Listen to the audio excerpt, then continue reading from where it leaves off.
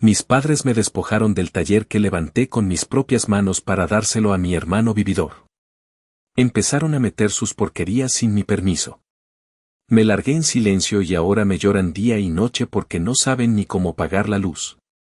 Si aún no estás suscrito al canal, haz clic en el botón de suscripción y activa la campanita para no perderte ninguna de nuestras historias.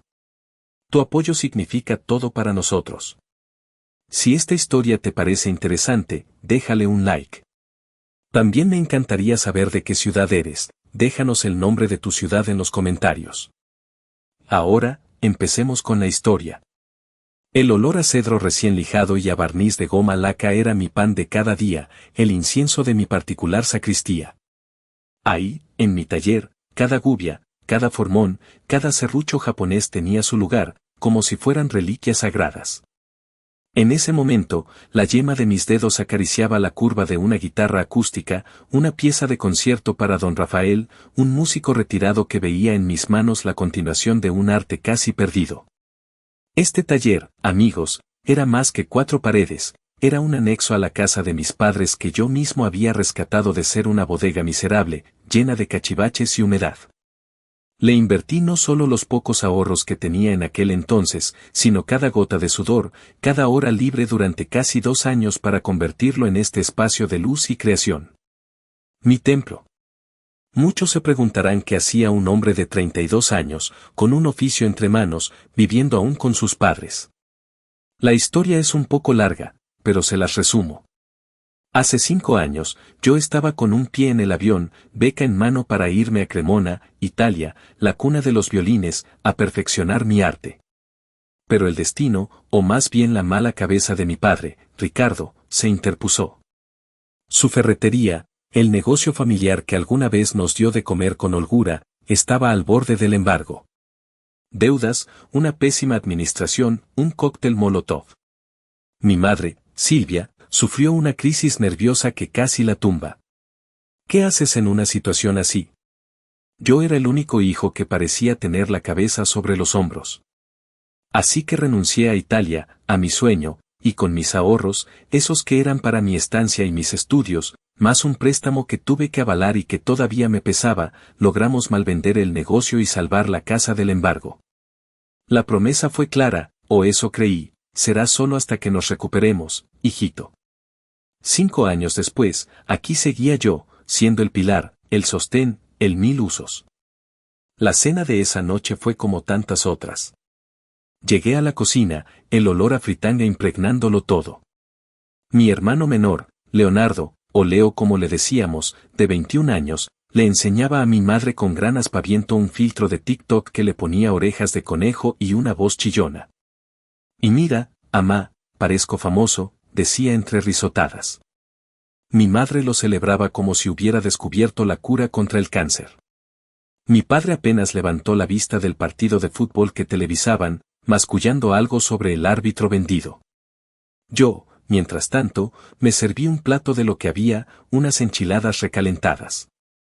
Con la boca llena, le pregunté a mi padre en voz baja si ya había hablado con el plomero por la fuga del baño principal, esa que llevaba semanas y amenazaba con arruinar la pared del patio. Se me fue, hijo, con tanto pendiente, respondió sin mirarme. Ya sabía yo quién iba a terminar con las manos en la masa, o más bien en la tubería, el próximo fin de semana. En eso llegó mi tío Miguel, hermano de mi padre. Siempre era un respiro verlo. Hombre cabal, dueño de un taller mecánico, de esos que huelen a trabajo honesto. Mientras mi madre le ofrecía un plato a medio llenar, mi tío me vio en el patio, donde yo revisaba la extensión del daño de la humedad en la pared. Se acercó despacio. Sobrino, me dijo, su voz siempre grave y pausada, llevas años siendo el cimiento de esta casa. No digo que esté mal querer a la familia, pero no dejes que se te vaya la vida en cargar pesos que no te tocan. Un consejo te doy, por si las moscas, guarda tus comprobantes de todo, cada clavo que metas aquí, cada recibo que pagues. Uno nunca sabe cuándo va a necesitar esas cuentas claras. Le sonreí con sincera gratitud. No era la primera vez que me lo decía, y desde hacía un tiempo, le hacía caso. Tenía una carpeta, bien escondida, con cada maldito recibo. Más tarde esa noche, la tensión subió un par de grados. Leo necesitaba urgente mi camioneta. Era una Ford viejita que yo había comprado y mantenía con esmero, mi herramienta de transporte para maderas y encargos. Quería ir a una fiesta con Sofía, su novia de turno. Le dije que no. Mañana tengo que ir muy temprano a las afueras por unas tablas de maple rizado que encargué hace meses, Leo. No puedo arriesgarme. El berrinche no se hizo esperar. Qué egoísta eres, siempre pensando en tus maderitas. Mi madre, como no, saltó al ruedo. Ándale, Mateo, no seas así con tu hermano, es joven, necesita divertirse, ¿qué tanto puede pasarle a esa carcacha vieja? Por primera vez en mucho tiempo, me mantuve firme. Dije que no, mamá. Y mi camioneta no es ninguna carcacha. La sorpresa en sus rostros fue casi cómica. Tal vez, solo tal vez, algo estaba empezando a cambiar en mí. O eso quería creer. Leo no tardó en encontrar su siguiente gran vocación. Influenciado, o más bien manipulado, por Sofía, una chica con muchas ínfulas y pocas luces que se autodenominaba su manager de proyectos, ahora Leo iba a ser el DJ productor más famoso de México. Sus ídolos eran esos tipos que tocaban en festivales multitudinarios, rodeados de luces y gente eufórica. Sofía, con sus uñas de gel y sus aires de diva, empezó a frecuentar la casa con la excusa de planear la estrategia de lanzamiento de DJ Leo, así, con guión y todo. Un día, la encontré con mi hermano en mi taller. Ella recorría el espacio con ojos de tasador, midiendo con la mirada. Ay, Mate, con todo respeto, pero tienes un montón de espacio desperdiciado aquí nomás para tus guitarritas esas que haces. Imagínate, aquí podría ir la cabina de Leo, con luces neón, sus tornamesas, quedaría de primer mundo, para sus transmisiones en vivo. Fingí que no la oía, concentrado en el delicado trabajo de incrustar una roseta de concha nácar, pero sentí una punzada de alarma. La semilla del despojo ya estaba sembrada en la mente de mi madre. Y Silvia, mi santa madre, no tardó en empezar su campaña. Sutil, como siempre. Comentarios al aire durante la comida, mijito, veo a Leo tan desanimado. Dice que no tiene donde practicar su música, que así nunca va a poder desarrollar su talento. Ese muchacho vale oro, pero necesita un empujoncito. Mi padre, Ricardo, como buen eco, asentía, pues sí, hay que apoyar a los jóvenes. Igual y podrías hacerte un campito en la bodeguita de atrás por un tiempo, Mateo, ¿no crees? Digo, para que el muchacho no se sienta. La bodeguita de atrás era un cuartucho oscuro, húmedo y lleno de las herramientas oxidadas de mi padre, sin ventilación ni luz natural adecuada. Imposible trabajar ahí. En medio de esta creciente presión, llegó una llamada que fue como un bálsamo y una nueva fuente de estrés al mismo tiempo. Era don Rafael. No solo estaba encantado con la restauración que le hice a su vieja guitarra Santos Hernández, sino que tenía una propuesta que me hizo temblar las rodillas. Estaba planeando una gira internacional de conciertos acústicos para el año siguiente, un regreso a los escenarios después de muchos años. Y quiero que tú seas mi luthier exclusivo, Mateo, me dijo con su vozarrón característico. Necesitaré al menos 3 instrumentos nuevos, de tu manufactura, con tu firma. Guitarras que canten con el alma. Es tu oportunidad de oro, muchacho, para que el mundo conozca tu arte. Sentí un vértigo que mezclaba la euforia más pura con un terror paralizante. Esto era lo que siempre había soñado. Pero también significaba meses de trabajo intenso, de concentración absoluta, utilizando cada rincón de mi taller, cada herramienta, cada gramo de mi energía. Laura, mi amiga diseñadora gráfica, vino a visitarme esa semana. Le conté lo de don Rafael entre sorbos de café, y también le confesé la creciente presión familiar por el taller. Laura, que es más práctica y menos sentimental que yo, me felicitó con un abrazo que casi me saca el aire por la propuesta de don Rafael, pero luego frunció el ceño al oír lo del taller. Ni se te ocurra ceder un centímetro, Mateo, me advirtió con seriedad. Ese taller es tu santuario, tu carta de presentación, la herramienta más grande que tienes. Ya has sacrificado demasiado por ellos, ¿no te acuerdas lo que te aconsejó tu tío? Es hora de que empieces a poner límites, pero en serio. Me recordó la importancia de seguir digitalizando cada recibo, cada factura de los gastos de la casa que yo cubría, cada mejora que le hacía al inmueble. Necesitas tener un arsenal de pruebas, amigo, por si las cosas se ponen feas. Y vaya que se pondrían. Sofía, mientras tanto, al ver que sus encantos no surtían efecto conmigo, cambió de táctica. Se volvió más insidiosa. Un día se acercó a mí cuando estaba calibrando el alma de una guitarra, un trabajo de precisión milimétrica. Oye, Mate, empezó con una dulzura empalagosa, ya que eres tan bueno con las manos y esas cosas de la madera, ¿no podrías ayudarle a Leo a construir unas bases bien padres para sus bocinas? Digo, para que se vea más profesional. Y de paso, ya que andas en eso de los músicos importantes, como tu cliente ese, el señor famoso, ¿no podrías presentarle a Leo? Unos demos, unas palabritas, seguro que le caes bien y lo apoya. La miré por encima de mis lentes. Sofía, le dije con la mayor calma que pude reunir, estoy ocupado con un encargo muy importante. Y don Rafael es un cliente, no una agencia de talentos. Leo tendrá que buscar sus propias conexiones, como todos. Su sonrisa se desvaneció, reemplazada por una mueca de disgusto. Qué poco solidario eres con tu propia familia, siseó antes de darse la media vuelta y desaparecer contoneándose. El asedio a mi espacio, a mi tranquilidad, se intensificaba día con día. La cena del ultimátum llegó un domingo por la noche. Mi madre se había esmerado preparando el platillo favorito de mi padre, mole poblano con arroz rojo, un intento burdo de suavizar el golpe que se avecinaba.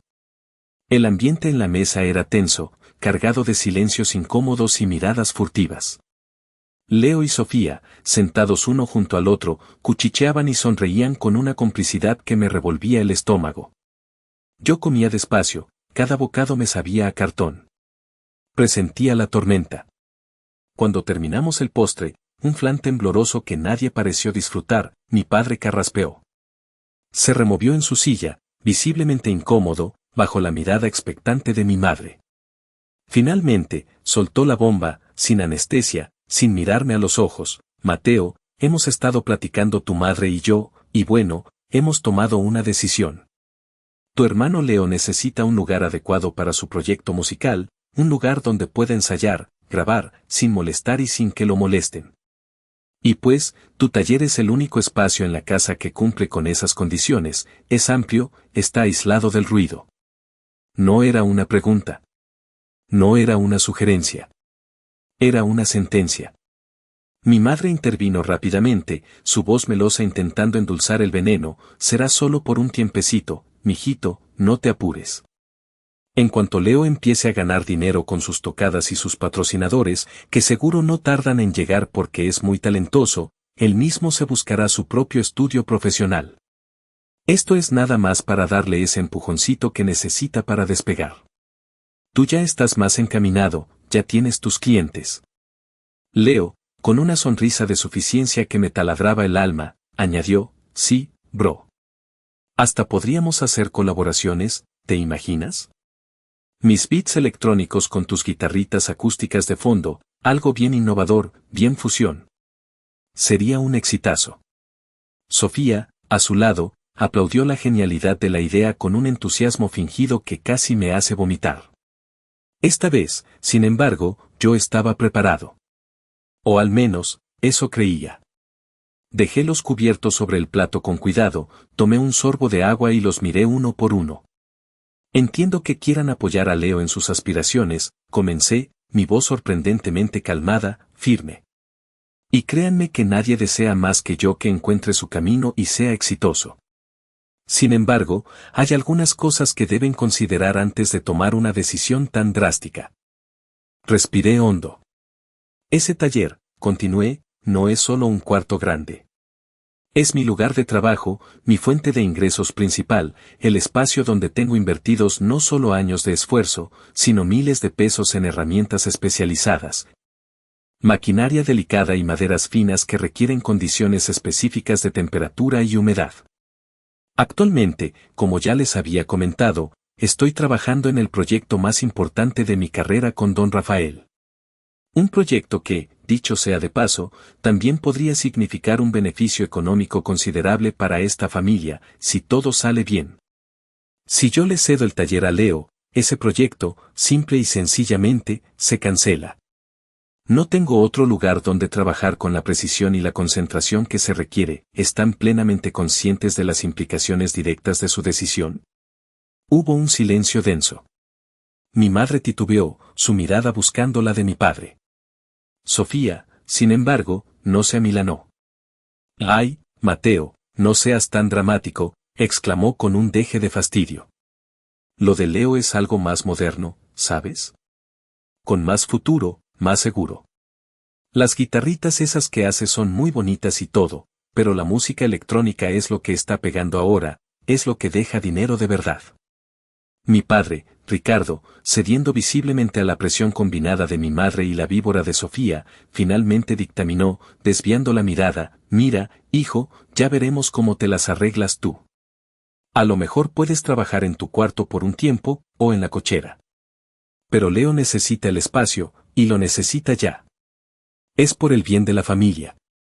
El bien de la familia».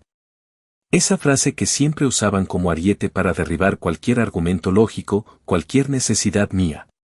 Los miré, a mi padre con su debilidad disfrazada de autoridad, a mi madre con sus ojos vidriosos de mártir autoimpuesta, a Leo con su sonrisa triunfal de niño consentido, a Sofía con su mueca de víbora satisfecha.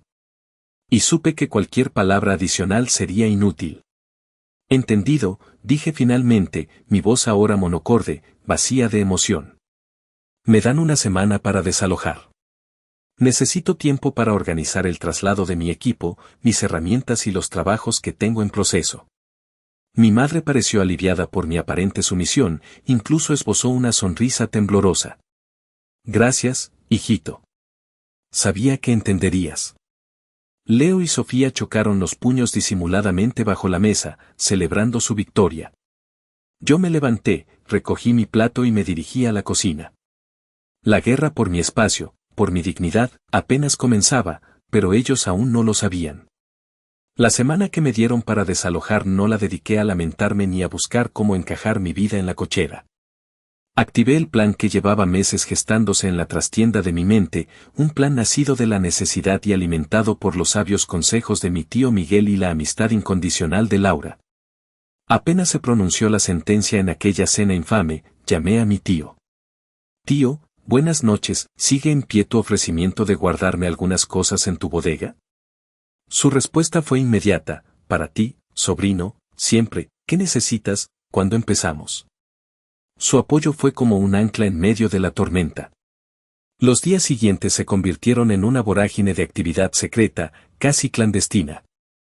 Mientras en la casa principal mi familia asumía que yo estaba resignado, haciendo berrinche en silencio, yo dedicaba cada minuto libre a preparar mi éxodo. Con una meticulosidad de cirujano, comencé a documentar fotográficamente cada rincón de mi taller, cada máquina, cada herramienta de mano, cada estante con maderas clasificadas, incluso los botes de barnices y aceites. Laura, mi amiga del alma, se convirtió en mi cómplice y estratega. Ella, con su ojo de diseñadora y su mente organizada, me ayudó a digitalizar frenéticamente la montaña de recibos y facturas que había acumulado a lo largo de 5 años, pagos de hipoteca, servicios, reparaciones mayores y menores de la casa, colegiaturas de Leo que nunca aprovechó, incluso las medicinas de mi madre en sus crisis nerviosas. «Esto es tu póliza de seguro, Mateo», me decía mientras escaneaba un fajo de papeles. «Más vale tenerla lista». Paralelamente, Laura se movió como pez en el agua entre su red de contactos en el mundo del arte y el diseño. Me habló de un lugar llamado el Colectivo El Nido, una antigua vecindad en la colonia Santa María la Ribera que había sido remodelada por un grupo de arquitectos jóvenes y ahora albergaba talleres de artesanos, pequeños estudios de diseño y una galería. «Es un lugar con mucha onda, Mateo, creo que te encantaría. Dicen que a veces se desocupa algún localito. Déjame investigar». Y entonces, una noche, mientras buscaba unos planos viejos en el escritorio de mi padre, con su permiso, claro, bajo el pretexto de buscar una garantía de la licuadora que se había descompuesto, otra vez, Me topé con algo que me heló la sangre en las venas. Era un borrador de contrato, escrito a mano en una servilleta de papel, casi ilegible. Un contrato de préstamo informal con un tal Don Chucho, un conocido agiotista del barrio. Mi padre, Ricardo, estaba considerando pedirle una fuerte suma de dinero, poniendo como supuesta garantía el futuro e inminente éxito de DJ Leo. Y lo que me hizo sentir un verdadero escalofrío fue una anotación al margen, casi un susurro en tinta. Posibilidad de vender algunas de las guitarras que Mateo tiene almacenadas si las cosas se aprietan y el muchacho Chucho exige más garantías. Sentí que el suelo se abría bajo mis pies. Esto ya no era solo estupidez o favoritismo, esto era una traición en toda regla. Mis guitarras, instrumentos en los que había invertido meses de trabajo, mi alma entera, consideradas como simple mercancía para cubrir las deudas de un sueño guajiro. Esa noche no dormí. A primera hora de la mañana siguiente, llamé a Laura. Necesito ver ese local en El Nido, hoy mismo. Urge. La situación en casa era cada vez más tensa. Leo y Sofía, sintiéndose dueños y señores del territorio conquistado, ya habían empezado a personalizar mi taller. Un día llegué y encontré que habían movido mis bancos de trabajo, apilado mis maderas cuidadosamente seleccionadas en un rincón como si fueran leña, y habían empezado a meter cajas con ropa vieja de Leo. Discos rayados y un montón de chucherías que Sofía llamaba props para sus videos. En lugar de explotar, como quizás esperaban, los miré con una frialdad que debió desconcertarlos. Les pedí una semana, dije con voz monocorde, sin inflexiones. Les quedan 4 días. Hagan el favor de respetar el plazo y no tocar absolutamente nada más de mis cosas. Lo que suceda después, ya será su problema. Mi aparente calma, mi falta de reacción visceral, pareció inquietarlos más que cualquier grito o amenaza. Se miraron entre ellos, confundidos, pero por el momento, retrocedieron. El león herido estaba planeando su último rugido, uno que no esperarían. Faltaban 3 días para que se cumpliera el plazo autoimpuesto para mi partida cuando descubrí la verdadera dimensión de la desfachatez de mi hermano y su nefasta influencia, Sofía. Fui a buscar un juego de limas suizas de precisión, finas como agujas, esenciales para el acabado de los trastes, y varios juegos de cejuelas y selletas de hueso que guardaba bajo llave en un pequeño armario metálico dentro del taller. El cajón estaba forzado, la cerradura violada con una torpeza que evidenciaba la prisa y la ignorancia. Las limas no estaban. Tampoco los huesos de alpaca ni los de ébano que usaba para detalles finos. Un sudor frío me recorrió la espalda. Sabía, con una certeza amarga, quiénes habían sido los autores de aquella profanación. Los encontré en el patio trasero, el cual colindaba con el taller. Leo, con unos audífonos gigantescos, movía las manos torpemente sobre una vieja laptop, intentando simular que mezclaba música electrónica. Sofía, como no, lo grababa con su celular, dirigiéndolo con gestos exagerados, más actitud, mi DJ estrella, siente el beat, papi, siente el beat. Apagué la música de un tirón desconectando la bocina portátil que habían tomado prestada de mi cuarto. ¿Dónde están mis limas y mis piezas de hueso?, pregunté, mi voz sonando extrañamente calmada, aunque por dentro sentía un volcán a punto de hacer erupción. Leo se quitó los audífonos, desconcertado. ¿Limas? ¿Qué limas, bro? No sé de qué me hablas. Su intento de inocencia era patético. Sofía intervino, con esa sonrisita cínica que ya empezaba a detestar profundamente. Ay, ya, Leo, dile la verdad. No es para tanto. Mira, Mate, se dirigió a mí con un tono condescendiente, es que tu hermanito, mi futuro productor estrella, necesitaba unos pesitos urgentes para comprar una interfaz de audio, pro, ¿entiendes? Algo para que sus mezclas suenen de nivel internacional.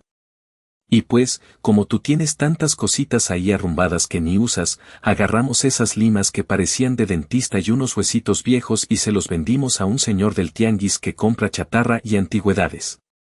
Hasta te hicimos un favor, oye. Te quitamos cachivaches que solo estorbaban. Sentí que la sangre me hervía, que se me subía a la cabeza con una furia desconocida. Pero en lugar de gritar, las palabras salieron con un filo helado. Esas, cositas que ni usaba, repliqué, mirándolos fijamente, eran herramientas especializadas de lutería, importadas de Suiza, y material de primera calidad que vale cientos, si no es que miles de pesos. Y lo más importante, son esenciales e irreemplazables para mi trabajo. Lo que ustedes hicieron no fue quitar cachivaches.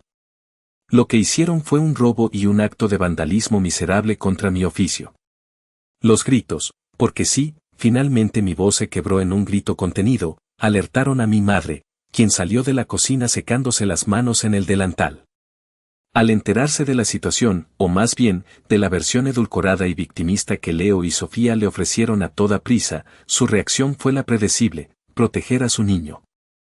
Mateo, por el amor de Dios, no le hables así a tu hermano, exclamó, interponiéndose entre Leo y yo.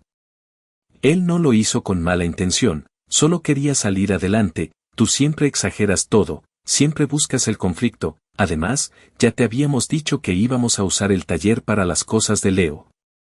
Así que técnicamente ya no eran tuyas esas herramientas. Esa última frase fue como una bofetada. Técnicamente ya no eran mías. Mi trabajo, mis herramientas, mi espacio, despojados con una lógica retorcida y cruel. Mi padre llegó en ese momento, atraído por el escándalo. Mi madre le contó su versión de los hechos, pintándome a mí como el intransigente y a Leo como la pobre víctima de mis celos profesionales.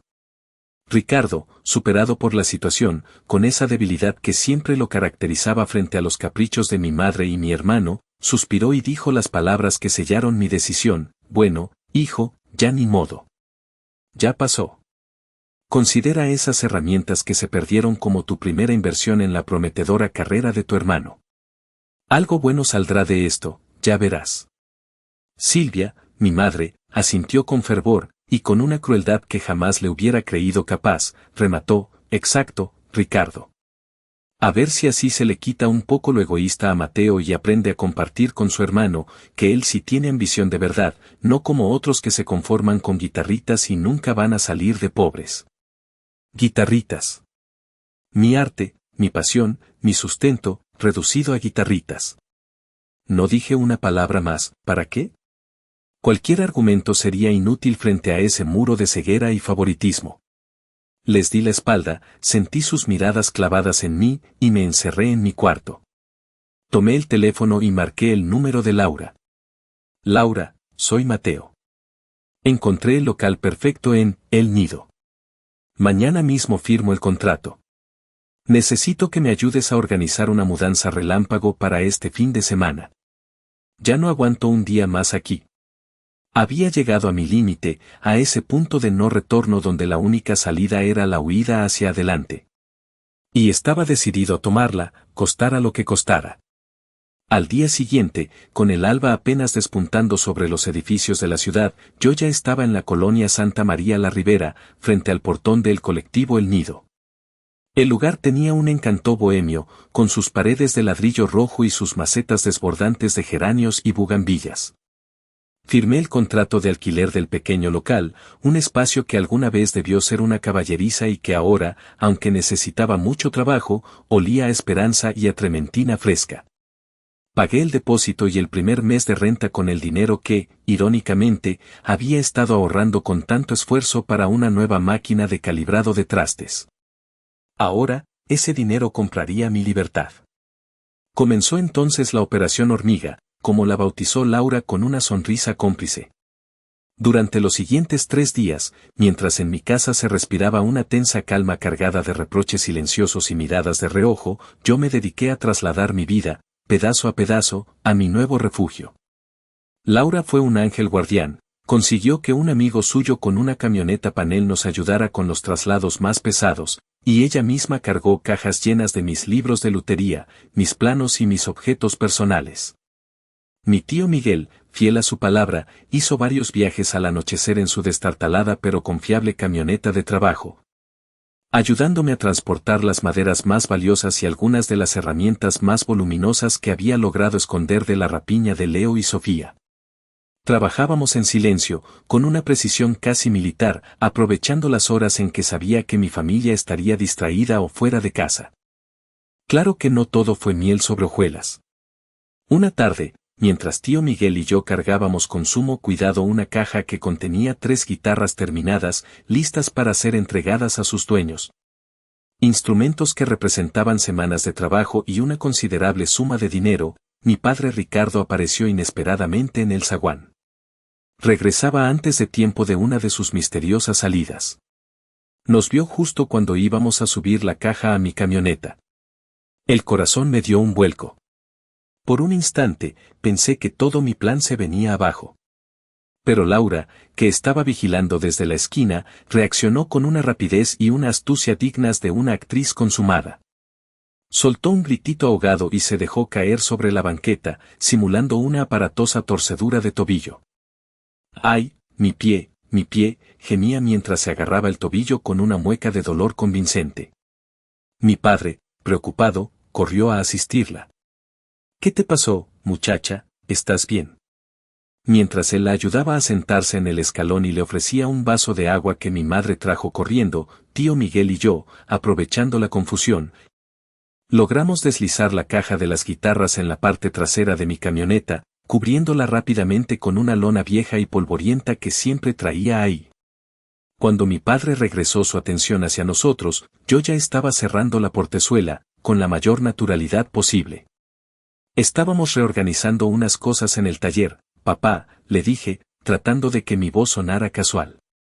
Ya sabes, para ir haciendo espacio para las cosas de Leo. Mi padre, crédulo como siempre o quizás queriendo evitar otra confrontación, asintió con la cabeza y se metió a la casa refunfuñando sobre la torpeza de la juventud. Respiramos aliviados. Habíamos estado a un pelo de ser descubiertos.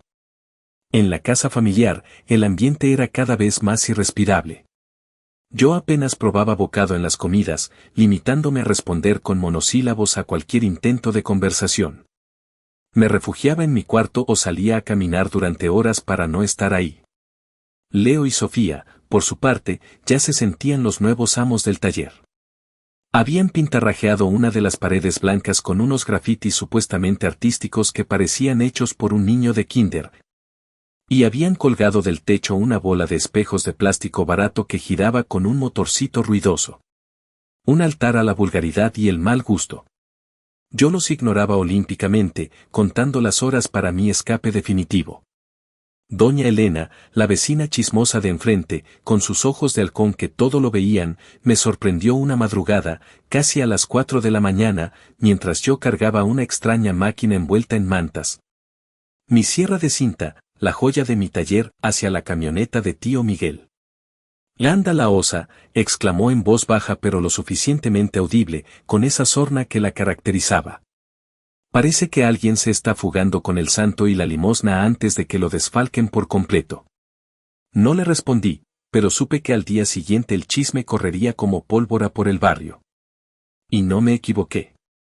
A la mañana siguiente, la escuché comentarle a otra vecina, con lujo de detalles y varias florituras de su propia cosecha, que el hijo mayor de los Martínez, el que hace guitarritas, se estaba llevando hasta los clavos de la cruz porque ya no aguantaba a la familia de vividores que tenía. Mi madre, Silvia, que casualmente barría la banqueta en ese momento, escuchó el comentario y se puso pálida como el papel. Quizás, solo quizás, una pequeña luz de alarma comenzaba a encenderse en su cabeza. Pero ya era demasiado tarde. El éxodo estaba en marcha, y no había vuelta atrás. El sábado llegó con la promesa de una libertad agridulce. A las 6 de la mañana, antes de que el sol siquiera pensara en asomarse por completo sobre el Cerro de la Estrella, una camioneta de mudanzas de tamaño mediano, de esas sin insignias que se alquilan por horas, se estacionó discretamente frente a la casa. Yo ya estaba listo, vestido con ropa de trabajo, el corazón latiéndome con una mezcla de ansiedad y una determinación férrea. Conmigo estaban 2 hombres corpulentos, amigos de tío Miguel, trabajadores y de pocas palabras, listos para la faena. Comenzamos a sacar las máquinas más pesadas, la lijadora de banda, el taladro de columna y mi preciado banco de trabajo, ese que había construido con mis propias manos con madera de encino recuperada. El ruido, inevitable a pesar de nuestros esfuerzos por ser sigilosos, terminó por despertar a la casa. Primero apareció mi padre, Ricardo, en pijama y con los ojos hinchados de sueño. Al vernos forcejeando con la cepilladora eléctrica en el umbral de la puerta, su rostro pasó del desconcierto a una furia contenida. Luego salió mi madre, Silvia, envuelta en su bata de casa, el cabello revuelto. Su grito ahogado al ver la camioneta de mudanzas y el taller casi vacío resonó en el silencio de la mañana.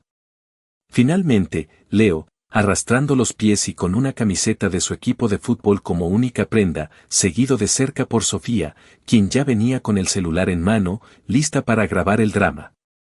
¿Pero qué demonios significa esto, Mateo?, rugió mi padre, su voz temblando de ira. ¿Se puede saber qué estás haciendo? Mi madre se llevó las manos a la boca, sus ojos desorbitados. Dios mío, Mateo, te estás llevando todo, no puedes hacer esto. Leo, con la arrogancia que lo caracterizaba, intervino, oye, abusado, esas son mis cosas, ese es mi estudio, me estás arruinando mis planes, imbécil. Sofía, detrás de él, añadía leña al fuego, qué poca consideración tienes, de verdad, eres un egoísta. Me detuve un instante, dejando que los ayudantes continuaran con su labor. Los enfrenté a todos, uno por uno, mi mirada serena pero implacable. Buenos días, dije, mi voz sorprendentemente firme. Como se los prometí hace una semana, estoy desalojando el taller. Cumplo mi palabra. Familia, somos tu familia, gimoteó mi madre, intentando aferrarse a mi brazo como si fuera un salvavidas. ¿Cómo puedes hacernos esto? Me zafé con suavidad pero con firmeza de su agarre. Familia, repetí, saboreando la ironía de la palabra. Una palabra muy interesante, sin duda. Metí la mano en el bolsillo de mi chamarra y saqué mi teléfono celular. Lo encendí y abrí una aplicación.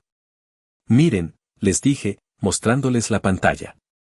Durante los últimos 5 años, desde que regresé a esta casa, he documentado meticulosamente cada peso que he invertido aquí. Cada pago de la hipoteca que ustedes ya no podían cubrir, cada recibo de luz, de agua, de gas, de internet de alta velocidad que usaban para sus maratones de series. Las colegiaturas de Leo en 3 escuelas diferentes que nunca terminó. La fianza que tuve que pagar por él cuando lo detuvieron por armar escándalo en aquel barucho del centro. Las reparaciones mayores del coche de papá. Las medicinas para los nervios de mamá. Todo está aquí, con fechas, conceptos y montos. Gráficos que muestran que he aportado más del 70% de los gastos totales de esta casa durante un lustro. El silencio que siguió fue espeso, cortante. Sus rostros eran un poema de incredulidad y creciente pánico. Y aquí, continué, sacando ahora de otro bolsillo un juego de fotocopias dobladas, tengo una copia simple de la escritura de esta propiedad. Una propiedad donde, curiosamente, mi nombre no figura en ninguna parte, a pesar de haber pagado con mi trabajo mucho más de la mitad de su valor actual en el mercado. El taller que ahora reclaman como suyo, señalé hacia el espacio vacío, lo construí yo, desde los cimientos, con mi dinero, con mis manos, con mi sudor. Lo que ustedes hicieron la semana pasada no fue pedirme el espacio. Fue despojarme. Y lo que hicieron con mis herramientas y mis maderas no fue un error. Fue un robo. Ah, y por cierto, también descubrí sus planes de vender mis instrumentos terminados, esas guitarritas que tanto desprecian, para financiar las fantasías de estrellato de Leo. Mi padre palideció visiblemente. Mi madre abrió la boca para protestar, pero no le salió ni una palabra. Leo y Sofía se miraban el uno al otro, desconcertados, como si de repente el guión de su película de éxito se hubiera incendiado. Finalmente, saqué un sobre de mi bolsillo trasero. Se lo extendí a mi padre. Aquí están las llaves del taller, o de lo que queda de él.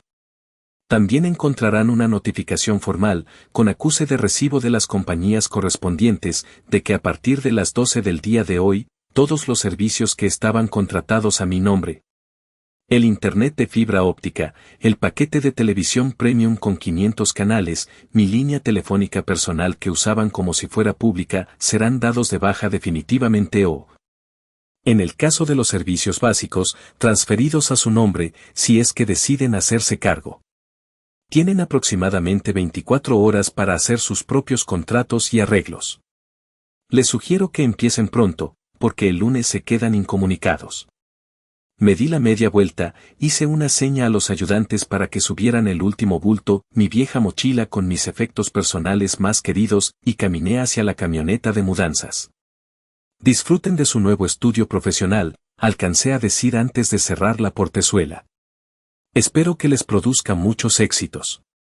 Arranqué el motor y me alejé de aquella casa sin mirar atrás ni una sola vez, dejando atrás a una familia petrificada en la banqueta, en estado de shock, contemplando el amanecer de una nueva realidad que ellos mismos habían sembrado y que ahora, les gustara o no, tendrían que cosechar. El juicio había terminado. Y yo, por fin, era libre. Los primeros días en el nido fueron una mezcla de agotamiento físico y una extraña sensación de ligereza.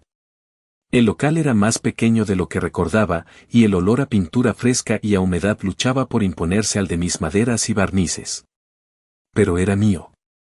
Cada rincón, cada clavo que ponía en la pared para colgar mis herramientas, lo sentía como una reconquista. Laura fue un pilar, me ayudó a limpiar, a pintar, a organizar el espacio de la manera más eficiente posible. Incluso convocó a otros artesanos del colectivo, un ceramista, una encuadernadora y un orfebre, que, con esa solidaridad gremial que tanto se agradece, vinieron un domingo a echarme una mano para instalar las máquinas más pesadas y a compartir unos tacos de canasta y unas cervezas frías al final de la jornada.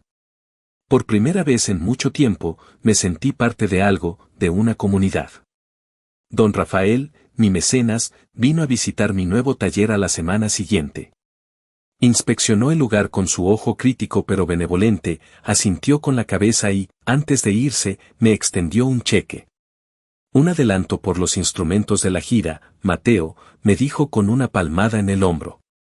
Para que te alivianes con los gastos de instalación y no te falte material. Confío en ti, muchacho. Ahora, a trabajar, que el arte no espera. Ese gesto, esa confianza, valieron más que todo el dinero del mundo. Mientras tanto, en la casa de la calle Orión, la que alguna vez fue mi hogar, el caos no tardó en desatarse. Tal como se los había advertido, al día siguiente de mi partida, el internet de alta velocidad y el servicio de televisión por cable fueron cortados abruptamente. Mi madre me llamó desde un teléfono público, su voz entrecortada por la angustia. Mijito, no tenemos internet, Leo no puede investigar para sus proyectos musicales y tu padre no puede ver sus noticias. Le respondí con calma, mamá, les avisé que eso pasaría. Tienen que contratar sus propios servicios. Colgué antes de que empezaran los chantajes emocionales. La primera factura de luz a nombre de Ricardo llegó a los pocos días. Según me contó después tío Miguel, mi padre casi se desmaya al ver el monto. Acostumbrados a que yo pagara la mayor parte, nunca se habían percatado del consumo real de la casa, con la televisión encendida todo el día.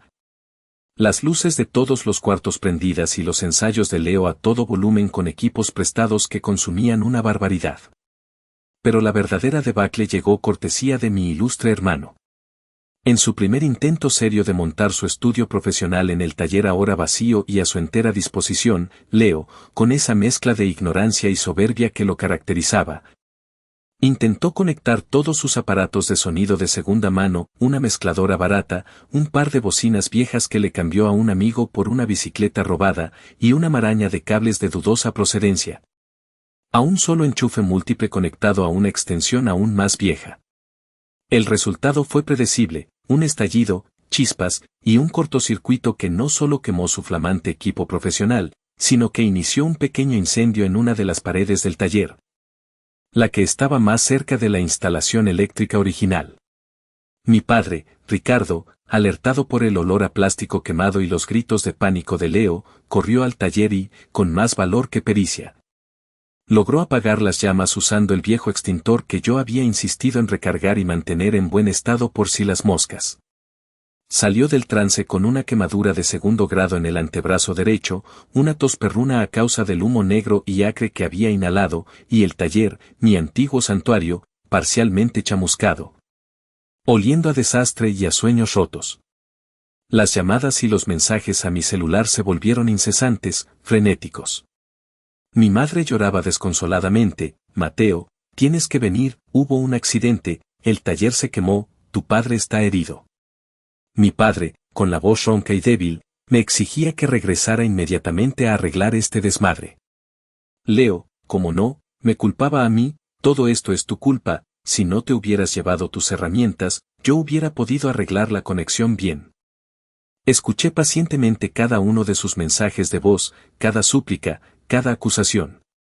Cuando finalmente decidí responder, lo hice con un solo mensaje de texto, frío y conciso, dirigido a mi padre: lamento lo de tu brazo y lo del taller. Te sugiero que llames a un electricista certificado para que revise la instalación completa antes de que ocurra una desgracia mayor. Y también al seguro de la casa, si es que alguna vez se acordaron de pagarlo. Ya no es mi responsabilidad. Estoy ocupado. Bloqueé sus números temporalmente. Necesitaba paz para trabajar, para reconstruir mi vida. Tío Miguel me visitó esa noche. Había ido a ver a mi padre al enterarse del accidente.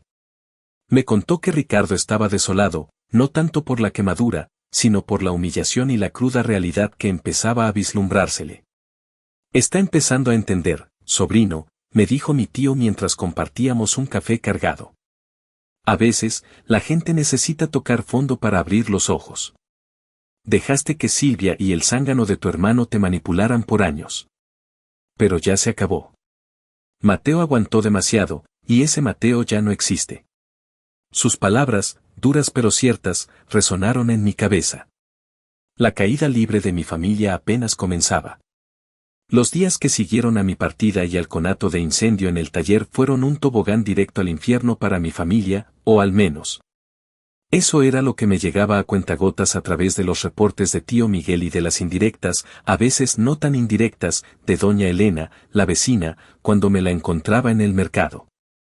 Pronto salió a la luz la verdad sobre el destino del dinero que Leo había obtenido por la venta malbaratada de mis herramientas y maderas. Resultó que la famosa interfaz de audio profesional había sido en realidad una cena carísima en un restaurante de moda en Polanco para impresionar a Sofía, además de un par de trapitos nuevos y unos zapatos de marca para ella. El equipo de sonido que se quemó en el taller era, en efecto, una baratija de segunda mano que un amigo de Leo le había vendido casi regalada porque ya no servía. La mayor parte del botín se lo había gastado en mantener las apariencias de un estrellato que solo existía en su cabeza y en la de su arribista novia. Y hablando de Sofía, la manager de proyectos, no tardó en mostrar su verdadero rostro.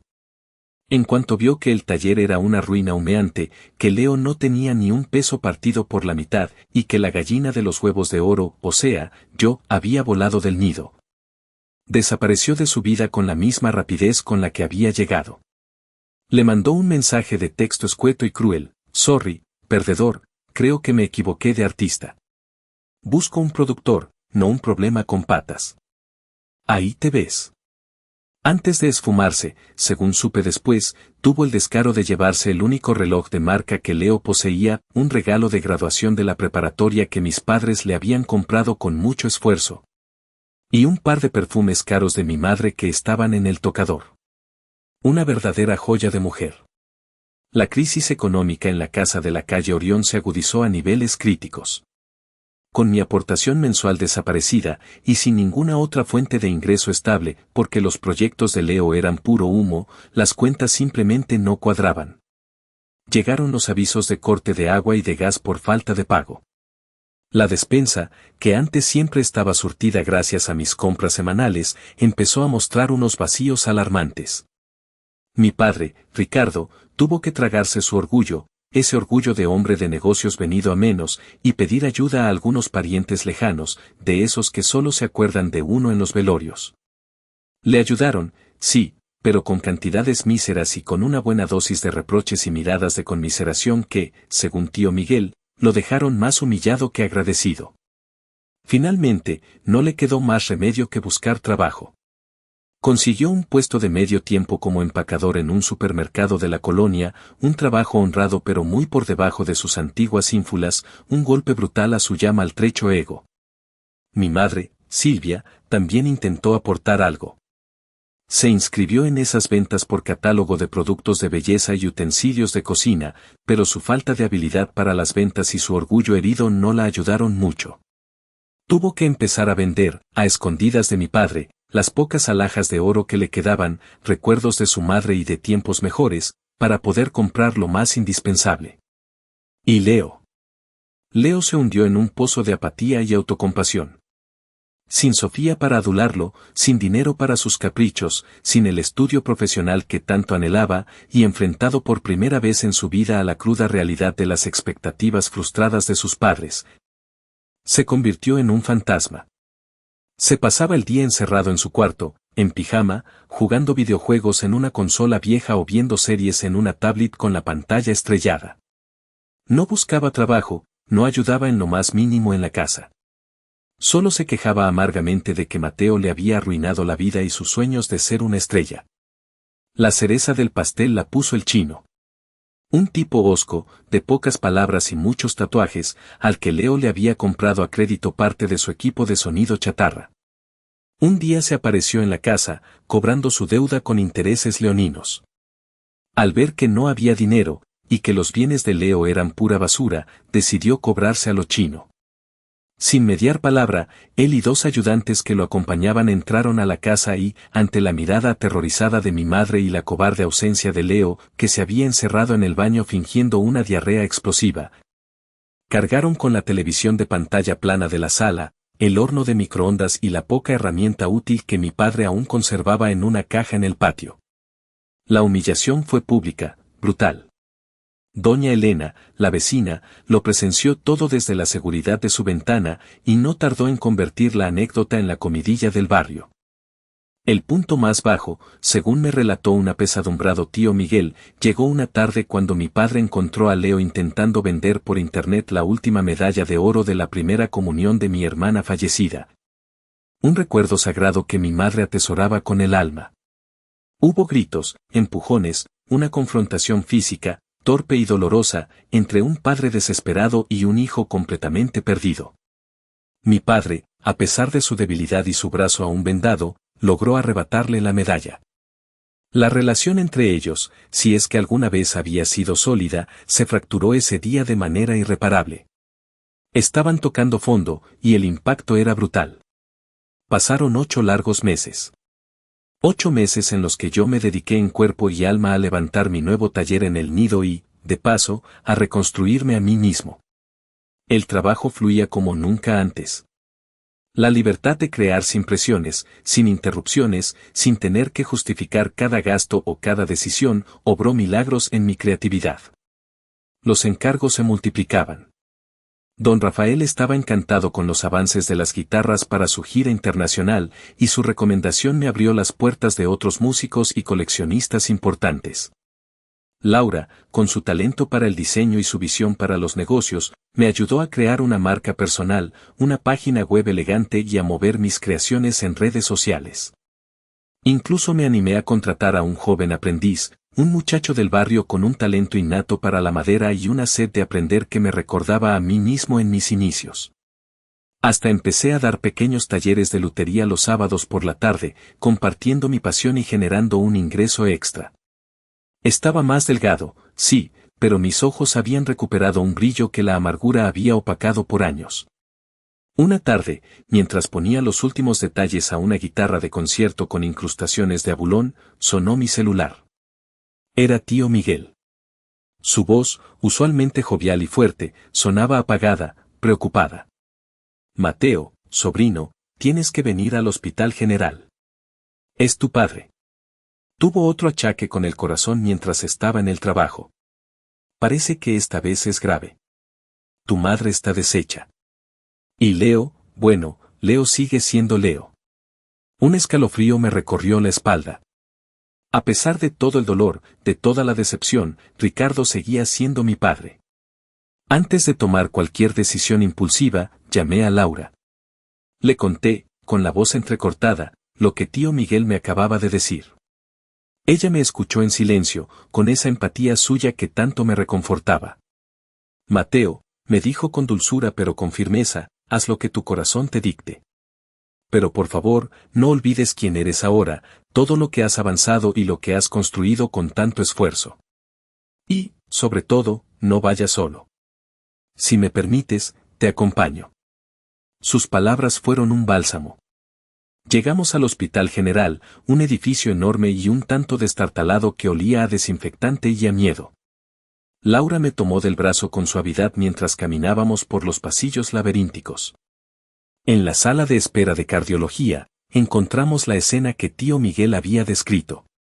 Mi madre, Silvia, estaba encogida en una silla de plástico, visiblemente envejecida, temblando como una hoja, con la mirada perdida en el vacío.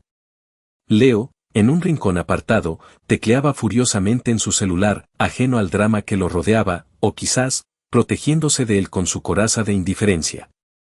Al vernos, mi madre se levantó como impulsada por un resorte y, con un gemido que se me clavó en el alma, se arrojó literalmente a mis pies, abrazándose a mis piernas, sollozando desconsoladamente.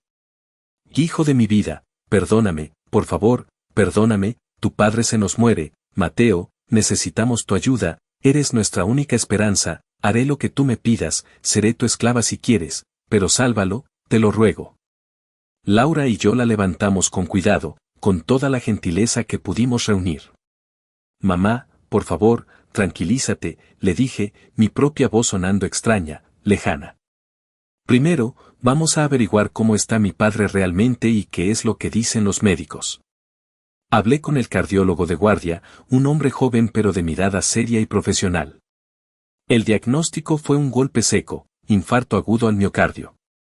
Mi padre había llegado a tiempo, pero su condición era delicada. Necesitaba una cirugía de bypass coronario urgente, una intervención costosa y de alto riesgo, seguida de un cambio radical en su estilo de vida si quería tener alguna posibilidad de sobrevivir y recuperar una calidad de vida aceptable. Esa noche, en la misma sala de espera, mientras mi padre dormía sedado en la unidad de cuidados intensivos, reuní a mi madre y a un Leo hosco y reacio, que había sido prácticamente arrastrado hasta allí por tío Miguel. Laura se sentó a mi lado, su presencia silenciosa dándome una fuerza que no sabía que tenía. Escúchenme bien los dos, comencé, mi voz tranquila pero cargada de una autoridad que ni yo mismo me reconocía. Voy a cubrir todos los gastos médicos de mi padre, porque es mi padre y, a pesar de todo, lo quiero. Pero quiero que entiendan una cosa muy claramente, esto no significa que las cosas van a volver a ser como antes. Tengo condiciones, y esta vez, no son negociables. Los miré a los ojos, uno por uno. Primera condición, Leo, dije, dirigiéndome a mi hermano, que me miraba con una mezcla de desafío y temor. A partir de mañana mismo, te presentas a trabajar en el taller de tío Miguel. Él necesita un ayudante general, y me ha dicho que está dispuesto a darte una oportunidad. Es un trabajo duro, mal pagado al principio, pero honrado. Aprenderás un oficio y, lo más importante, aprenderás lo que cuesta ganarse el pan. Si no te presentas, o si no cumples con tus responsabilidades, te olvidas de cualquier tipo de ayuda mía, para siempre. Y una parte de tu sueldo, por pequeña que sea, se destinará a los gastos de la casa. Leo intentó protestar. Pero mis proyectos musicales, mi carrera. Lo fulminé con la mirada. Tu único proyecto ahora, Leonardo, es aprender a ser un hombre responsable. Si no te gusta la oferta de tío Miguel, eres libre de buscar otra cosa. Pero de esta familia no volverá a salir un solo peso para tus fantasías hasta que demuestres que te lo has ganado. Continué, dirigiéndome a mi madre. Segunda condición, mamá, esta casa, la casa de la calle Orión, se va a vender. Es demasiado grande, demasiado costosa de mantener para ustedes dos solos. Con el dinero de la venta, y con lo que yo pueda aportar, buscaremos un departamento pequeño, funcional, cerca de este hospital para facilitar las revisiones de papá y cerca del trabajo de Leo. Tío Miguel nos ayudará con los trámites de la venta y la búsqueda del nuevo lugar. Tercera condición, y la más importante para mí, yo no voy a volver a vivir con ustedes. Mi vida, mi trabajo, mi paz, están en otra parte. Los visitaré, por supuesto. Me aseguraré de que mi padre tenga todo lo necesario para su recuperación y su tratamiento. Los apoyaré moralmente en lo que pueda. Pero mi rol de proveedor económico principal, de cajero automático y de 1000 usos de esta familia, se terminó definitivamente hoy. Y cuarta condición, cualquier decisión financiera importante que se tome de ahora en adelante, se consultará conmigo y con tío Miguel. No más gastos impulsivos, no más caprichos, no más deudas a escondidas. Se acabó el despilfarro. Mi madre asintió entre lágrimas, su cuerpo sacudido por los sollozos. Parecía derrotada, pero en el fondo de sus ojos cansados, creí vislumbrar también un atisbo de alivio, como si una carga demasiado pesada le hubiera sido quitada de encima. Leo, por su parte, permanecía en silencio, con la cabeza gacha, quizás por primera vez en su vida, sin argumentos, sin excusas. Semanas después, el panorama había cambiado drásticamente. Mi padre se recuperaba lentamente de la cirugía en un pequeño departamento alquilado en una colonia modesta pero tranquila. Yo lo visitaba cada tercer día, llevándole comida casera y supervisando su tratamiento. Leo, para sorpresa de todos, especialmente la mía, había aceptado el trabajo en el taller de tío Miguel. Llegaba a casa tarde, cansado, cubierto de grasa y polvo, pero con una dignidad en la mirada que nunca antes le había visto. Cada quincena, con un orgullo incipiente, le entregaba a mi madre una parte de su sueldo. Ella, a su vez, con una libreta y un lápiz, administraba el escaso presupuesto familiar bajo la supervisión atenta de tío Miguel. La vieja casa de la calle Orión ya tenía un letrero de "Se vende" clavado en el jardín. Observé esa escena un domingo por la tarde.